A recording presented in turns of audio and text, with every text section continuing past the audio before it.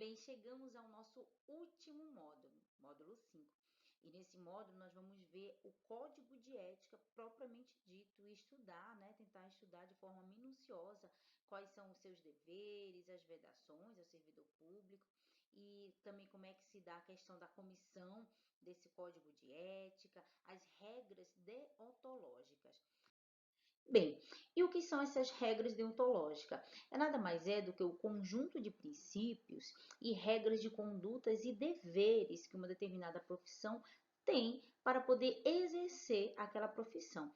Então, cada profissão normalmente ela tem a sua deontologia própria que vai regular, é como se fosse também o código de ética específico para aquela área.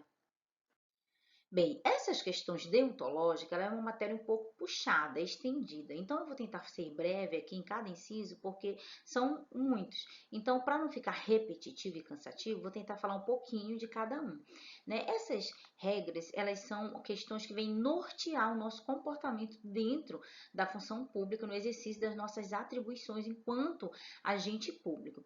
O inciso 1, ele fala o seguinte: a dignidade, o decoro, o zelo, a eficiência e a consciência dos princípios morais, olha, está falando de princípios, são primados maiores que devem nortear o servidor público, seja no exercício do cargo ou função ou fora dele. Como nós já falamos anteriormente, que fora da nossa função pública também nós temos que obedecer esses princípios morais e ter uma regra de conduta que venha a ser compatível com nós estarmos dentro dessa administração. Então, já refletirá o exercício da vocação do próprio poder estatal. Essa palavra dignidade, decoro, elas são um pouco parecidas, né? Elas se assemelham e nós nos costuma lembrar da questão dos parlamentares, quando né, é comum que às vezes nós escutamos que determinado parlamentar faltou com decoro. Significa que ele agiu de maneira inadequada para aquela ocasião, para aquele ambiente. O 2, ele fala o seguinte: o servidor público não poderá jamais desprezar elementos éticos da sua conduta. Nada mais é que é o código de ética. Assim, não terá que decidir somente entre o legal e o ilegal, mas também entre o justo e o injusto, o conveniente e o inconveniente, o oportuno e o inoportuno, mas principalmente entre o honesto e o desonesto. Então, essas regras ela vêm para nos reforçar a ideia de que nós devemos agir de maneira proba, de maneira legal, de maneira honesta. Né? Nós devemos, é o que já foi falado lá no início, escolher uma atitude em detrimento de outra. Nós não devemos escolher a atitude que venha trazer uma impressão negativa em relação àquela instituição. Ao invés disso, nós devemos agir de maneira correta, que venha trazer uma boa referência para o órgão onde nós trabalhamos. Especificamente, que nós venhamos trabalhar realmente de maneira honesta e não de maneira desonesta, né, com a ética e prezando realmente por obedecer esses primados. A regra número 3, que fala o seguinte: a moralidade da administração pública não se limita à distinção entre o bem e o mal, devendo ser acrescida a ideia de que o fim é sempre o bem comum. Então, nós possamos entender, que nós venhamos entender que se esse ato foi praticado para que houvesse um bem comum, então, normalmente ele é moral.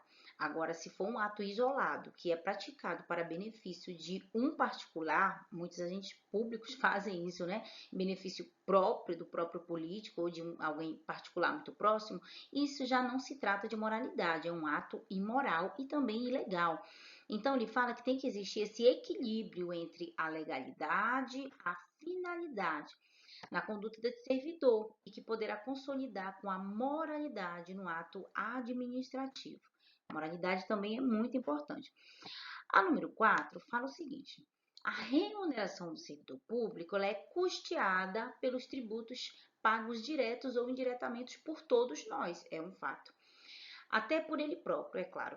E por isso se exige, como contrapartida, que a moralidade administrativa se integre ao direito como elemento indissociável de sua aplicação e de sua finalidade. erigidos como consequência em favor da legalidade.